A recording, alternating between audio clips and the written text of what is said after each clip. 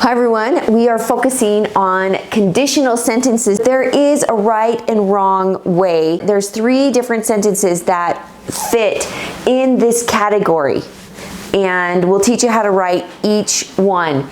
Now, also conditional sentences, they can be really confusing. When you get online and you look at some things, they can be confusing. So I'm going to try to make this as simple as possible for you to understand it.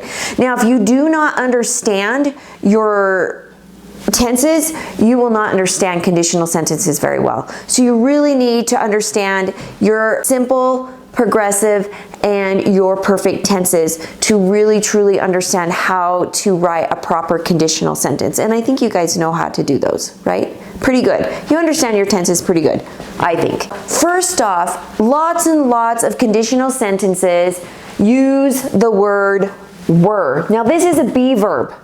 Am, is, are, was, and were, and it sits in the simple past when you're using it all by itself. We were. If you were.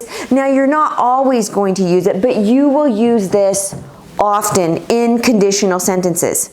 Okay? Which word are you going to use often in conditional sentences? It's in the simple past. Okay, now conditional sentence number 1. Now these conditional sentences, they use the word if. Now in conditional sentence number 1, it gives you future results for a situation that could happen. It indicates that it's possible with the if clause. For example, if you clean your bedroom, you will play video games with Chad. Now, see, look, you have to have a comma with right. When you start with an if, you have to have a comma with that. Now, look at this.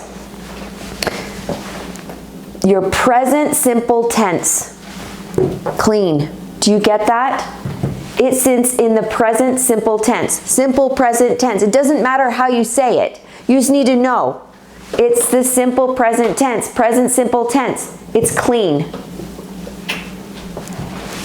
Now, that's where you use when you start it with the if. This is your dependent clause, right? Your sentence that starts with if, which is your dependent clause with the present simple tense. Now, your independent clause right here, you will play video games with Chad. You need to use the future simple tense right here, okay? So, in your dependent clause with the if, you use the present simple tense, but in the independent clause, you need to use the future simple tense. And in this one, it's will play. My boys are always wishing that they could play with Chad, and he's so busy. He's my other son. So now, but look at this. You could say, it's the same exact, it's a conditional 1 sentence. You could say, you will play video games with Chad if you clean your room. No comma, because you're not starting it with if. Now, this indicates you will get something. Number 1 indicates that you are going to receive something if you do something. If you do something, you will receive something. It results in a probable yes. If you do this, it'll probably happen. What's going to happen in this sentence? If you clean your room, you will play video games. That's the probable. So now, the if is a subordinating conjunction. Do you remember them? That's smaller or below. Once you put that if on there, you have a subordinating conjunction. And it puts you in a conditional 1. Now, we talked about this in our last lesson. We didn't talk about this in our last lesson, but we went over some sentences. If you look in the other lesson, we actually have some conditional sentences in that lesson. And look, the last lesson was talking about subordinating conjunctions. Oh, 2 lessons ago, actually. 2 lessons ago or 3 lessons ago, when we talked about subordinating conjunctions, we had them in there. And the subordinating conjunction makes it a dependent clause. Once you use the if, it's a dependent clause. If plus your present simple tense plus the future simple tense makes a conditional one sentence. You have to make sure that you follow your tenses correctly to produce one of these correctly. Now, if we go into a conditional two sentence, let's look at a sentence here. Now, all of the conditionals start with the word if. So those are subordinating conjunctions. So it causes a dependent clause. It doesn't matter which conditional sentence you're using. You're going to use the subordinating conjunction if to make the dependent clause. Now, but this one, if you were a little faster, comma, if it starts it, you have to put the comma. You would play with Chad. Or you could say you would play with Chad if you were a little faster. In this one, you have to use the past simple tense, or you could say the simple past tense, the word were. Okay? Now here, this is in the dependent clause, but in the independent clause right here, you have to use a modal. Would is your modal verb plus your present tense.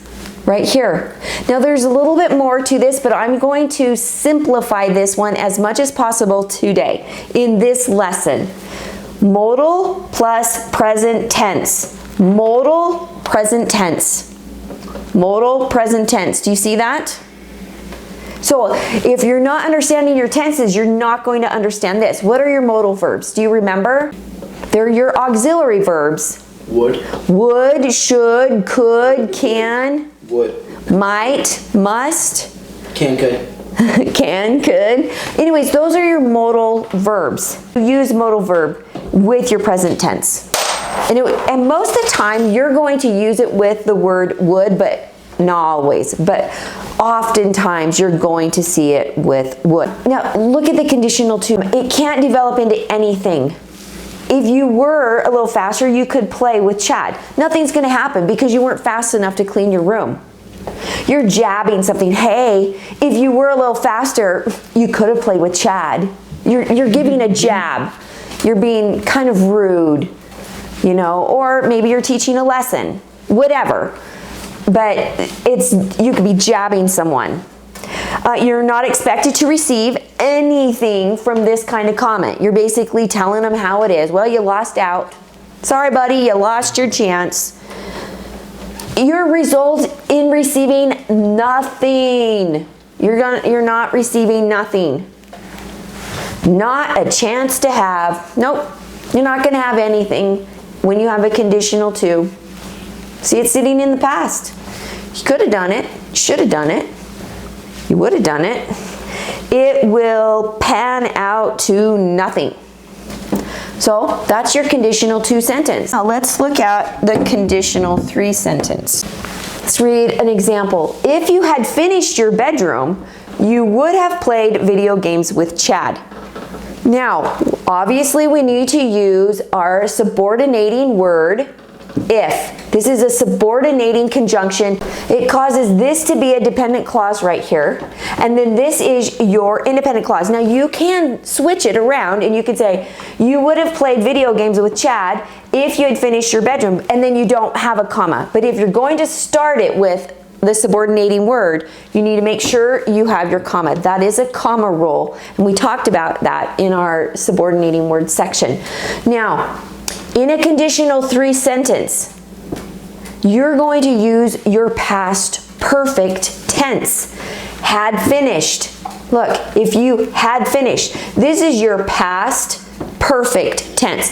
See, the perfect is the ed. Now the modal present perfect, right there. Modal present perfect, would have played. So look, the modal present perfect, would have played. And there's your modal verb. Now, remember, in a conditional three sentence, boys,